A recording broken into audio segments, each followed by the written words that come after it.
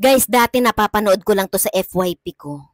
Tapos dati pinapangarap ko lang tong bilhin. Lagi akong nagki-crave every time na makita ko to sa FYP ko. Pero ngayon, nandito na siya! Napakamura na lang, guys. Oo. Alam niyo ba kung magkano lang ito? 130 pesos, 12 pieces na. Alam niyo ba, guys? Pumapatak lang siya.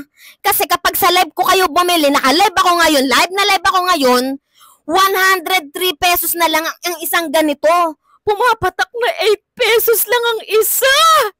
Pero sa grocery store, ang mga isang ganito, magkano? Ha? 60, 70. Eto, pumapatak na 8 pesos lang! Umo-order na dapat kayo. Hindi kayo nag-iisip dapat binibili nyo, bebenta nyo para kumita kayo. O yan guys, iba-iba ang sukat, iba-iba ang hugis, iba-iba ang laki. Parang yung ano mo. Charot. Ayan, may ganito, may ganiyan, may ganiyan, at may ganire. Ayan o, bubuksan ko na ha. O, ayan ang itsura niya o. Be o.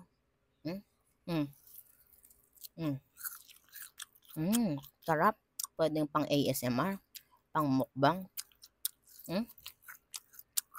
Harap. Pag bumili kayo nito guys, para na kayo nasa Korea. Okay? Para na kayong Koreano. Ano siya? Ngayon?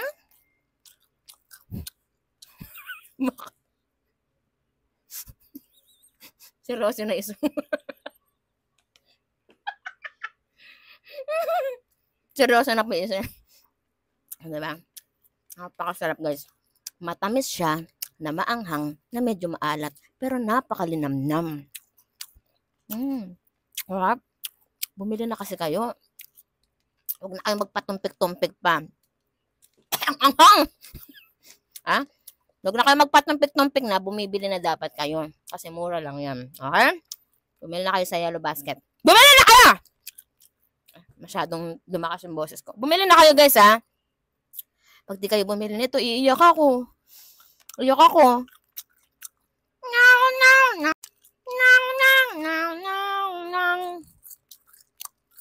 No.